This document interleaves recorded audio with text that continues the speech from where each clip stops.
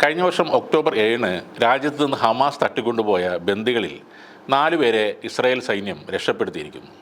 Nova അർഗമാനി, ആൽമോങ് മേജാൻ, Andrade കോസ്ലോവ്, ഷ്ലോമി sieve എന്നിവരെ ഇന്നലെ രാവിലെ മധ്യ ഗാസയിലെ നുസ്രത്ത് മേഖലയിലെ 2 കെട്ടിടങ്ങളിൽ നിന്നായാണ് രക്ഷപ്പെടുത്തിയത്. അതിസങ്കീർണമായ ഒരു ഓപ്പറേഷനിലൂടെയാണ് ഇവരെ ജീവനോടെ കണ്ടെത്തിയതെന്നും ഹമാസുമായുള്ള ആ ഏറ്റുമുട്ടലിനിടെ തങ്ങളുടെ ഒരു സൈനികൻ കൊല്ലപ്പെട്ടതായും ഇസ്രായേൽ സൈന്യത്തിൻ്റെ വക്താവ് പറയുന്നുണ്ട്.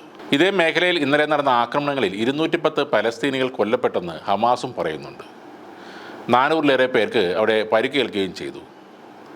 എന്നാൽ ഇസ്രായേൽ സൈന്യം ബന്ദികളെ രക്ഷപ്പെടുത്താനായി നടത്തിയ ഓപ്പറേഷൻ്റെ ഇടയിലാണോ ഈ കൂട്ടക്കൊല നടന്നതെന്ന് വ്യക്തമല്ല.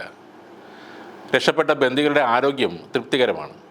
ഇവരെ ഇസ്രായേലിലെ ടെൽ അഷോമറിലെ ഷേബ മെഡിക്കൽ സെൻ്ററിലേക്ക് മാറ്റിയതായാണ് റിപ്പോർട്ടുകൾ.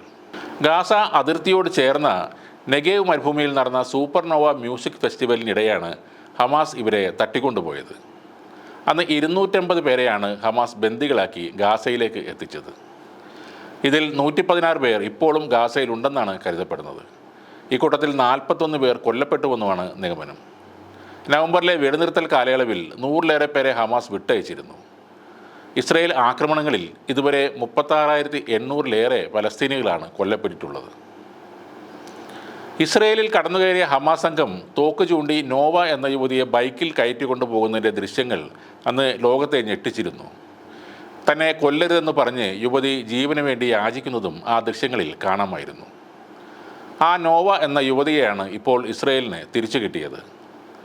അന്ന് ഒപ്പമുണ്ടായിരുന്ന നോവയുടെ സുഹൃത്ത് അവി നാഥൻ ജീവനോടെ ഉണ്ടോ എന്ന് ഇപ്പോഴും വ്യക്തമല്ല. തങ്ങളുടെ ഏക മകളെ തിരിച്ചു തരണമെന്ന് പറഞ്ഞ് നോവയുടെ മാതാപിതാക്കൾ നേരത്തെ മാധ്യമങ്ങൾക്ക് മുന്നിൽ പൊട്ടിക്കരഞ്ഞിരുന്നു. ഇതിനിടെ കുട്ടികളെ സംരക്ഷിക്കുന്നതിൽ പരാജയപ്പെട്ട കുറ്റവാളികളുടെ കരിമ്പട്ടികയിൽ ഇസ്രായേൽ സൈന്യത്തെ ചേർത്ത UN തീരുമാനം ലജ്ജാവഹമാണെന്നും പ്രത്യാഘാതങ്ങൾ ഉണ്ടാകുമെന്നും ഇസ്രായേൽ പറയുന്നുണ്ട്. പട്ടിക അടുത്ത ആഴ്ച UN-ൽ അവതരിപ്പിക്കും. ഹമാസും ഈ പട്ടികയിലുണ്ട്.